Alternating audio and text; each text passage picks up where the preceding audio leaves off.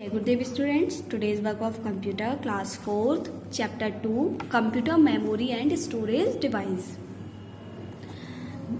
Warm up activity. बेटा warm up activity में कुछ नहीं होता है, आप इसको एक बार रीड आउट कर लीजिएगा. Memory of a computer. The part of a computer which stores the information is known as computer's memory. हमारे कंप्यूटर का वह पार्ट जिसमें हमारी इंफॉर्मेशन स्टोर होती है उसको हम क्या बोलते हैं? Computer's memory. The computer's memory makes it possible for the computer to store data, instructions and information in it. जो हमारा कंप्यूटर्स मेमोरी होती है, हमारी कंप्यूटर की मेमोरी होती है, वो कंप्यूटर में यह पॉसिबल कराती है कि हम उसमें अपने डेटा, इंफॉर्मेशन, इंस्ट्रक्शन को स्टोर कर सकें. अगर हमारे कंप्यूटर में, आप फ़ोन ले लीजिए, अगर आपके फ़ोन में मेमोरी नहीं है तो आप कुछ भी डाउनलोड नहीं कर सकते, आपके फ़ोन में कुछ भी डेटा एंटर नहीं हो सकता. ऐसे ही हमारे कंप्यूटर में एक मेमोरी होती है, अगर वो मेमोरी नहीं होगी तो हम अपने कंप्यूटर में कुछ भी स्टोर नहीं कर सकते. A memory capacity of each computer is different. It also gives an idea as to how much information can be stored in a computer. जो हमारी मेमोरी कैपेसिटी होती है वो हर कंप्यूटर में डिफरेंट होती है और इसी के थ्रू हमें पता चलता है कि हम अपने कंप्यूटर में इतना डेटा एंटर कर सकते हैं, इससे ज़्यादा नहीं कर सकते. Now binary language. Binary digits. A computer works only with two digits, that is 0 which present off and 1 which present on. These digits are known as binary digits or bits. The data which we enter into a computer is first converted into a zeros and ones so that the computer can understand and store it. हमारा जो computer है वो केवल 2 digit पर work करता है. First है आपका 0, सेकेंड इज 1. जो कि 0 जो होता है वो उसको रिप्रेजेंट करता है ऑफ से, और 1 जो होता है उसको ऑन से रिप्रेजेंट करता है. और इन डिजिट्स को हम क्या बोलते हैं? बाइनरी डिजिट्स और बिट्स. जब हम डेटा को अपने कंप्यूटर में एंटर करते हैं तो हमारा जो कंप्यूटर है सबसे पहले हमारे डेटा को कन्वर्ट करता है 0 और 1 की फॉर्म में, जिससे कंप्यूटर हमारी जो डेटा को हमने एंटर किया है जिसको वो समझ सकता है. The smallest piece of information with which a computer can work is known as bit. हमारा कंप्यूटर जो है कोई भी स्मॉल पीसेस इंफॉर्मेशन में कंप्यूटर के साथ वर्क करता है तो हम इसको क्या बोलते हैं? बिट. जैसे 4 bits is equals to 1 nibble, 8 bits is equals to 1 byte. 8 bit में 1 बाइट होते हैं और 4 बिट में 1 निबल होती है. Higher units of measuring memory. सारी मेजरिंग है मेमोरी का. अगर हमारे पास 1024 MB है तो ये हो गया हमारा 1 गीगाबाइट यानी कि 1 GB.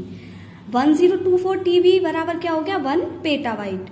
1024 EB is equals to 1 zettabyte और 1024 YB is equals to 1 brontobyte. ऐसे ही 1024 KB is equals to 1 megabyte, 1024 GB is equals to 1 terabyte, 1024 PB is equals to 1 exabyte और 1024 ZB is equals to 1 yottabyte.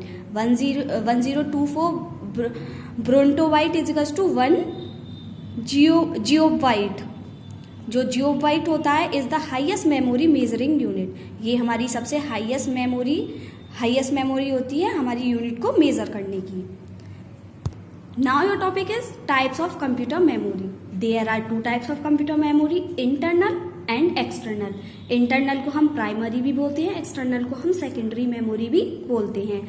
Let us about these memories in detail. अब हम detail में इन memories के बारे में पढ़ेंगे. फर्स्ट है आपकी internal primary memory. This memory is the inbuilt memory of a computer. This memory stores data, instruction and information while we work on a computer. जब हम कंप्यूटर पर वर्क करते हैं तो इस मेमोरी में हम अपने डाटा, इंस्ट्रक्शन और इन्फॉर्मेशन को स्टोर करते हैं. As soon as the computer is shut down, the data and information stored in this memory gets wiped off. This memory can be directly accessed by CPU in the least time. There are 2 types of primary memory, that is RAM and ROM. ये जो memory होती है वो CPU से directly access होकर हमारे data को complete कराती है। और इस मेमोरी के 2 टाइप्स होती हैं, RAM and ROM. Random access memory जो होता है उसकी फुल फॉर्म क्या होती है, random access memory. The information gets stored here in a temporary basis. When the computer is on, the CPU accesses the data from RAM. As the computer is shut down, the data instruction stored on RAM get disappear. This kind of temporary memory which loses its data after computer is shut down, it's also known as the volatile memory. RAM is also called the read-write memory, as it can read information as well as write on it. The number and size of programs that can run in a computer depend on the value RAM available in the computer. ये हमारी RAM होती है। जो हमारा RAM होता है वो एक हमारी कोई भी अगर हमें इंफॉर्मेशन स्टोर करनी है तो वो हमारी टेम्पोरेली स्टोर करवाता है। अगर हमारा कंप्यूटर ऑन है तो हमारा जो डेटा है वो हमें दिखाई देगा।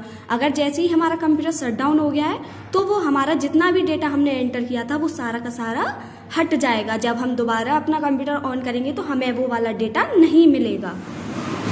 इसको हम वॉलेटाइल मेमोरी भी कह सकते हैं। और जो रैम होता है उसको हम रीड राइट मेमोरी भी कहते हैं। Read only memory, ROM. ROM is the memory that reside on the motherboard. A set of instruction or program that manage working of a computer are stored on this. The data and instruction stored on the ROM remain there even after the computer is shut down. This kind of storage memory is known as non-volatile memory. The instruction stored on ROM can only be read and cannot be changed. Therefore, it is known as the read-only memory. ये हमारी read only memory है। ये हमारे motherboard पर fit होती है और कोई भी इंस्ट्रक्शन और प्रोग्राम को मैनेज करके वर्क करते हैं कंप्यूटर पर और स्टोर करते हैं तो ये हमारा डेटा को रोम में जाके स्टोर कर देता है। तो ये इस टाइप की जो स्टोरेज मेमोरी होती है वो नॉन वॉलेटाइल मेमोरी भी कही जाती हैं।